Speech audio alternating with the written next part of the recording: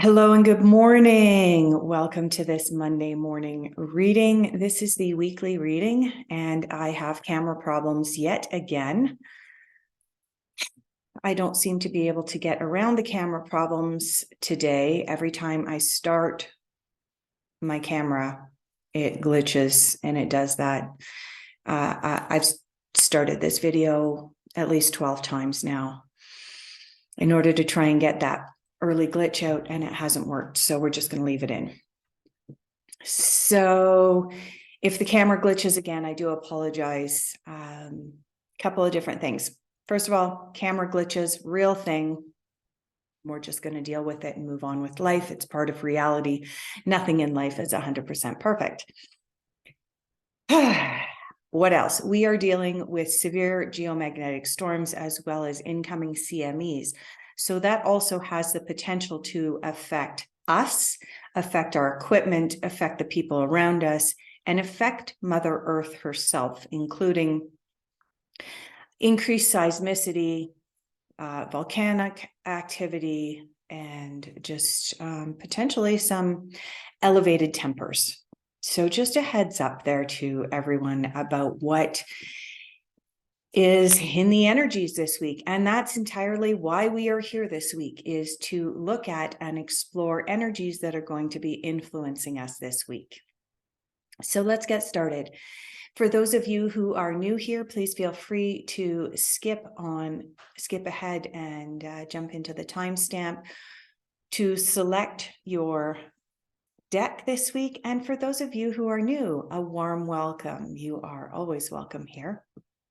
What we're going to do is I'm going to present 3 rocks, gems, or trinkets to you, and I'm going to ask you to intuitively go in and decide which rock, gem, or trinket you are most attracted to.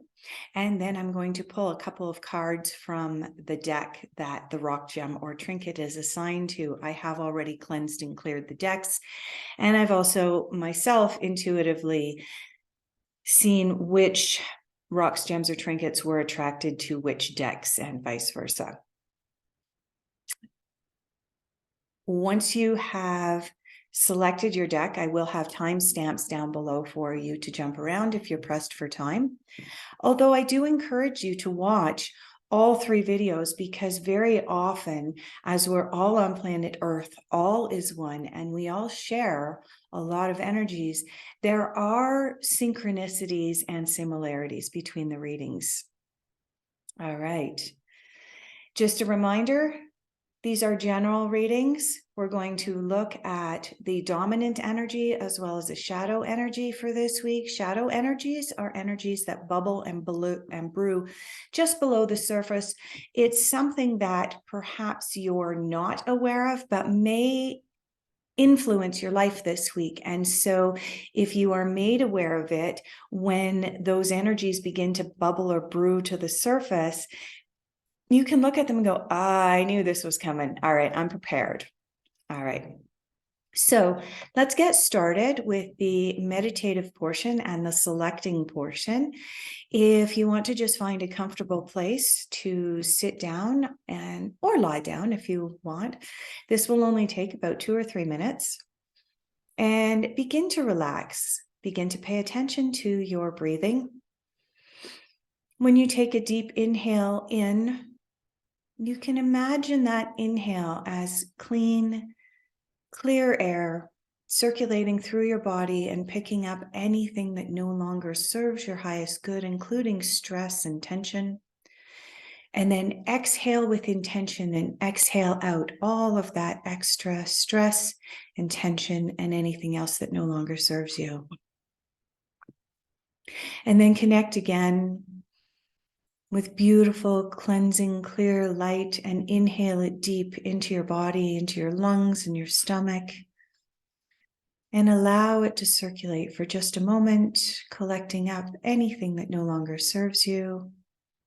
And then exhale with a sigh of intention to release. We're going to do that one last time. Deep inhale in, cleansing, clearing breath. Collecting up, sweeping up all of the energies and tensions that no longer serve you, that you want to release. Hold it at the top and sigh it out. If you've had your eyes closed, please open your eyes, and we are going to get started with the selection process.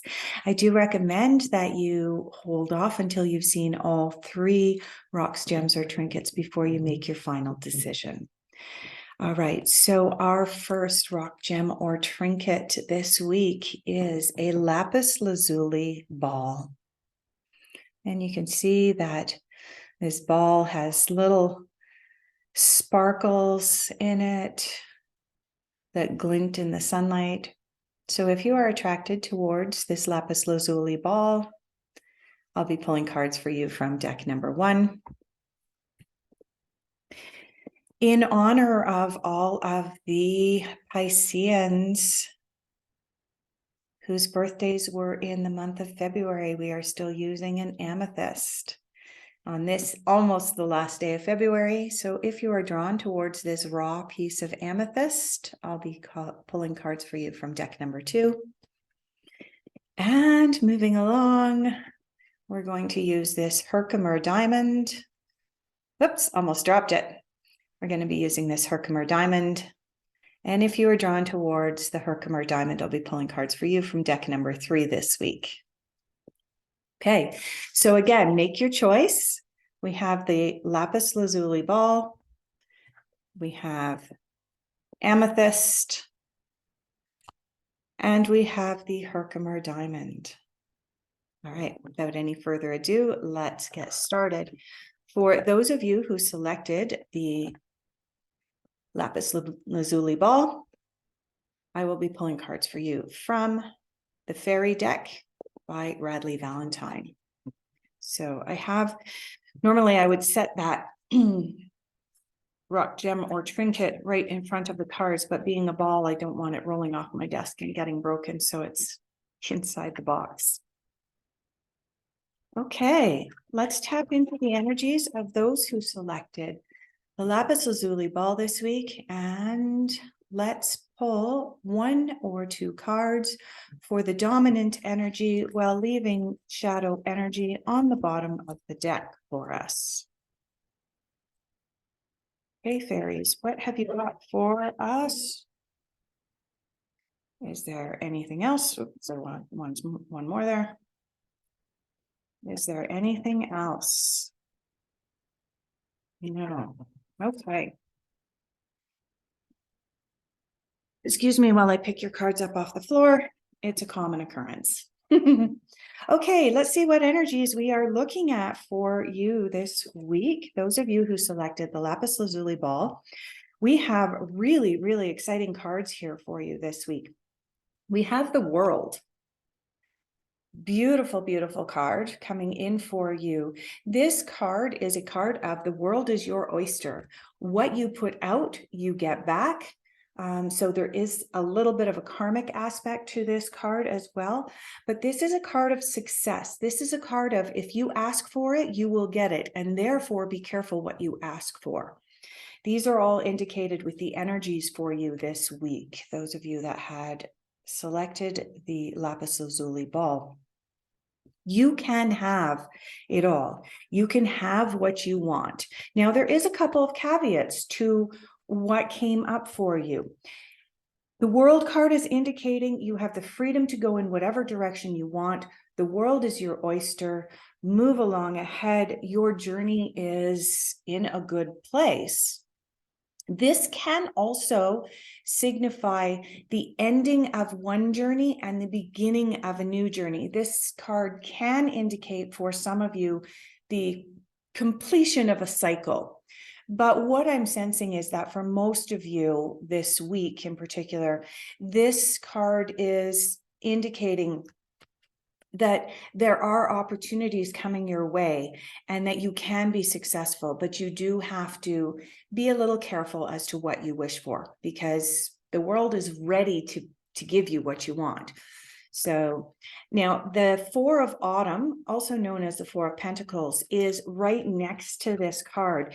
And this card comes up with a little bit of a caveat, and that is manage your resources wisely. This is a card of, life isn't always about a free-for-all. And this is a card of reminding us about finite resources. Now, the Autumn suit in this deck corresponds to the Pentacles suit in the traditional tarot. The Pentacles suit corresponds to earth and money or finances. So this card is a cautionary tale when it comes to money or finances, and it's a card of finding that balance between what you have coming in and what you have going out, and paying really close attention to that. This is a card of balance. Manage your resources wisely is the message on here. So these two cards being read together for you this week is, yes, the world is your oyster and you can have what you want. There is potentially the closing off of an old cycle and beginning into a new cycle. But,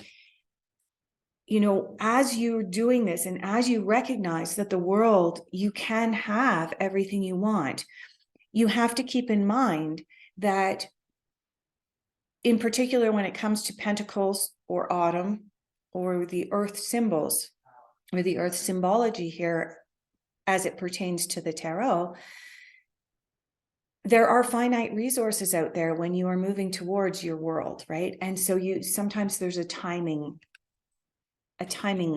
aspect in there.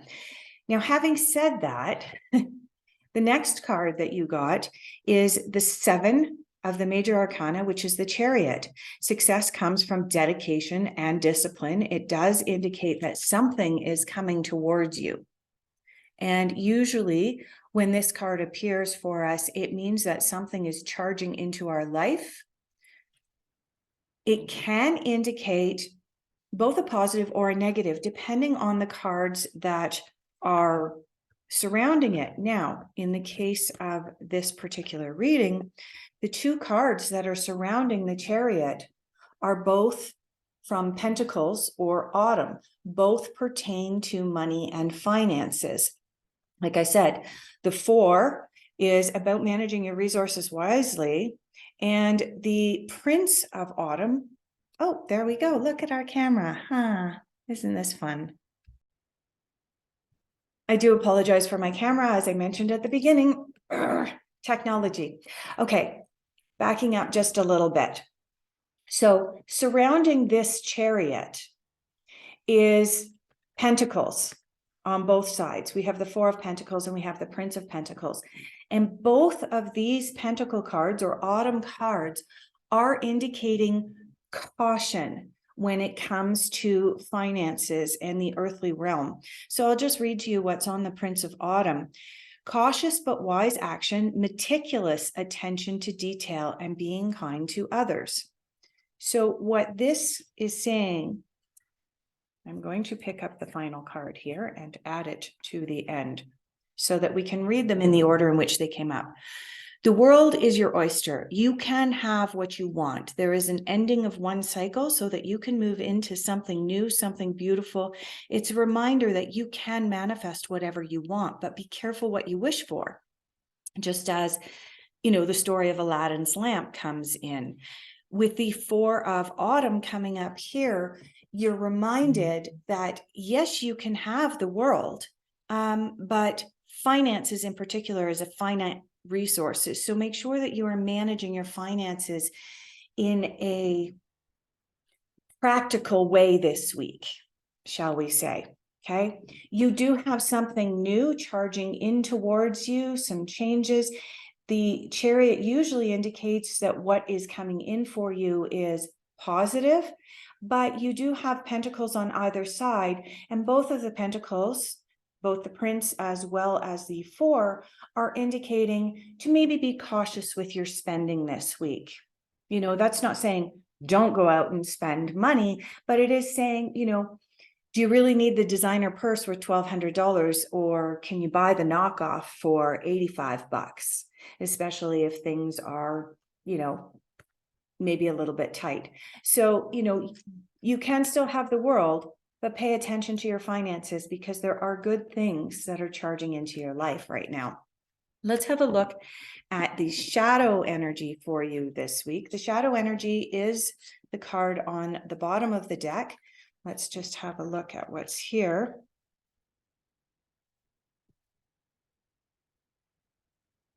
You have the Empress. Now, it's really interesting to me that out of a deck this big, there are 22 cards that are considered major arcana cards, and all the rest of them are minor arcana cards. And yet, in this reading, we have 5 cards pulled, and 3 of the 5 cards that have come up for you this week are major arcana. That means that there's very, very big energies moving for you this week.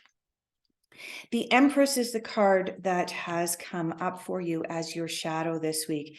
Time to take action, power of creativity, success allows for a life of luxury. Interesting that this card has come up as your shadow this week, because this card indicates that you can have a life of luxury if it comes up in the general overall energy. But when it's coming up as a shadow, it's indicating you can still have a life of luxury, but within reason. You need to pay attention to your finances. And there goes the camera again. So this card indicates you can have the life of luxury that you want, but you do have to be cautious with your finances when this card comes up in a shadow position, which is exactly what these cards are indicating for you this week, okay? Like I said, it's not about not having money. It's not about not spending money this week. It's about being sensible about what you are doing in order to be able to grow to the point where you can spend with abandon. Okay, but these cards are, and there goes the camera again. I'm getting so frustrated. Oh, I am so frustrated right now. I don't know what to do. I'm at my wit's end. Okay, let's just finish this up. Okay. So the Empress is indicating, I'm just going to go on. I know that the audio is still going through. The Empress is indicating that you do have the power of creativity on your side, but you may struggle with your creativity a little bit this week. This was in the shadow position. But really what I'm sensing for those of you that selected this Lapis Lazuli ball, you really, really need to temper your spending this week. Okay. All right, let's move into the reading number 2 for those of you who selected the Amethyst. So I am going to start off the Amethyst reading with the caveat. Ignore my camera. It has an attitude of epic proportions today. It is just coming in, going out. I do apologize. We are in the middle of a very active sunspot activity. And I do know that where I currently live is being hit by increased influences based on where we were facing when the sun let go of her most recent CMEs and coronal hole streams. So let's move into your reading. Those of you that selected the Amethyst. Dominant energy influencing those who selected the Amethyst this week. Okay, I don't know if you can see, but this card is not going back. Okay. First light, beginning of a new cycle. This card makes perfect sense this week as we are moving out of February. We're moving into March. We have reports coming in left, right, and center, whether you consult with an astrologer, whether you consult with a psychic, whether you consult with even people who are boots on the ground completely grounded scientists, they will tell you that there is something up with the celestial alignment coming in the month of March that is going to throw a curveball at our current way of life. And there's more and more people waking up to the changes and shifts that are happening, not just politically on this planet. That's not exactly what I'm referring to, but I'm referring to the geomagnetic shifts that are happening, the sunspot shifts that are happening. We are going towards sunspot maximum. So these geomagnetic storms that we're having and so on, those are escalating. And as such, those are influencing all life on this planet, whether it be you and me as humans, or whether it be the birds, the bees, and the whales. So there is this shift into a new cycle. Is this a bad thing? No, it's not a bad thing at all, but it is something that we need to mentally and psychologically prepare ourselves for. Can we 100% prepare for it? No, because a lot of what's coming in is going to be unexpected, and you can't prepare for something that is unexpected. But for people that know it's coming, they will be more prepared than people who are going, what's going on? Okay. So this is just a reminder for those of you that selected the Amethyst this week. First light, there is the beginning of a new cycle that's happening. There goes my camera again. I'm just going to let it run its cycle. See, as soon as I reach, it stops doing its little latitude thing. Okay. For those of you that selected the Amethyst this week, first light, beautiful new beginnings. You can see in the middle of this, card, you have the sun as well as the moon integrated into each other, dead center in the middle of the card. This is an indication that this new beginning, this new cycle will have more balance to it, will have more of a balance between the light and the dark. Okay, so overall positive energy for those of you that selected this week. I'm getting called to pull another card for clarification on this one. Let's go over here. Let's have a clarification card for the first light. Clarification card for first light.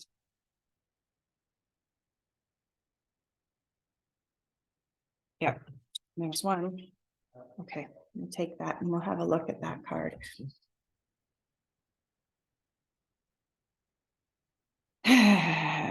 Okay, so the card that came up as clarification for the first light is that it's the Seven of Swords. And the Seven of Swords can sometimes indicate that there is something going on behind the scenes that you are not aware of. Perhaps you should be aware of, but you're not aware of. Whether you're aware of it or not is really up to how it's going to affect you. Be wary of being overconfident in certain things right now. It can be a card of pessimism, but I'm actually interpreting it intuitively differently. So, I read the cards both with their literal sense, with what's written on the bottom. This is a cheater tarot deck. I like this. I like the way that it's foil and it sparkles, but I read cards intuitively as well. And when I'm reading this Seven of Swords next to the first light card for you this week, what this is coming up for me is we're moving into a new cycle. It's a positive cycle. It's going to be a more balanced cycle with both the sun and the moon represented here. And the Seven of Swords is indicating that the reason that we're moving into this is because there are actions being taken behind the scenes that are helping us move into this more positive way of life. Having said that, however, there's likely to be some hiccups, some bumps in the road on our way into this new way of life and this new way of doing things. And I think that that's why the Seven of Swords has come up next to this. Is it the end of the world? No, absolutely not. But when we let go of the past and move into the future, there is a sense of apprehension that can happen. And I think that that's what this is indicating here for you this week. I am going to check the bottom of the deck and see what your shadow energy is this week. Your shadow energy is valiant courage. Take action with passion. Okay. This card coming up in the shadow position this week is indicating that with the changes that are indicated by the first two cards that you got as your dominant energies, there is this desire on your part to kind of withdraw and not be this valiant knight come riding in on his shining horse and shining armor. Okay. There's this, the shadow card is read kind of as the opposite. So there's this desire to not be courageous this week. Okay. Something is likely to come up this week that is going to challenge you. And there's going to be this temptation on your part to shy away from or pull back from whatever this is that is calling you towards acting courageously. Whereas as a shadow, you're going to go, oh, I don't want to have to face this. Oh, okay. So just keep that in mind, that if and when a situation arises this week that causes you to go, I don't want to have to face this. I want you to, and you want to just pull the blankets back up over your head and sleep all day. Remember that this is a shadow energy this week. And so you're being encouraged to actually throw those blankets off, go out and be courageous this week. Okay. I'm going to move on to those who selected this Herkimer diamond. Before I get too deep into the Herkimer diamond, if you've jumped here using the timestamp, let me forewarn you, my camera has an attitude of epic proportions today. It has been going in and out. I don't edit my videos, so I do apologize for the freaky camera. I'm just going to carry on and do the reading. So I do apologize if this goes out. I know that my audio is still working despite the fact that the camera goes out, and I will carry on. Okay, for those of you who selected the Herkimer diamond this week, I am going to be pulling your cards from the Osho Zen Tarot. So let's get started. We're going to be looking for the dominant energies influencing those who selected the Herkimer diamond this week. Now, before I even pull the card, let me remind some of you who may not be aware that the Herkimer diamond is a representative of change. It is a harbinger of change. Okay, so Herkimer diamonds are all about change, huge change. And in fact, when I purchased this Herkimer diamond itself, I bought it in Quartzsite, Arizona, a number of years ago at the annual festival that happens there. And when I picked the diamond up, the woman who was selling it looked at me and said, "Are you ready for what that stone is going to bring into your life?" And I went, "What do you mean?" And she goes, "It's all about change." And sure enough, every time I bring this stone out, there are huge changes and shifts that happen. So let's see if the cards are in alignment with the Herkimer diamond. All right. We've got cards flipping out everywhere, but we already had two cards that came out. So let's have a look at them. I'm getting the sense that the card on the bottom is not necessarily your shadow. Let's just flip these out here. Is that one more? Is that going to be going towards there or there? That one is your shadow. And that's why I had to remix them there. Okay. You have absolutely two beautiful cards this week. Oh my goodness. The fact that you got these two cards together is just absolutely beautiful. you have the Lovers and the Three of Cups, which is a celebration. Oh my goodness. Moving into March of 2023, unfortunately, there are huge changes and shifts, fortunately or unfortunately, depending on which side of the fence you land, depending on your philosophy, cup half full or cup half empty. With the huge changes and shifts that are coming, a lot of the cards that have been coming up in the recent 6 or 8 weeks have had a negative connotation or have intuitively been interpreted on the negative side of things instead of the positive. And this is the first time in weeks that I have had 2 cards come out that both have absolutely positive meanings, and there is absolutely no negativity in them whatsoever. So let's start with the Lovers card, because it was the first card that came out here. This card is representative traditionally of romantic love coming into your life, but for those of you who are already in a relationship and therefore not looking, and for those of you who may not be in a relationship but are also not looking, there goes my camera. See, I told you it was going to go out. We'll just wait a minute here for it to reset. There we go. See? For those of you who perhaps are single but not looking, the Lovers card can indicate a teacher or a mentor or somebody coming into your life this week who can help you push through with your career or advance your career as well. The Lovers card is a card of partnerships, and it's a card of positive partnerships, partnerships that are equal, well balanced, where it's not just all give on one person's part and take on the other. It is about balanced relationships.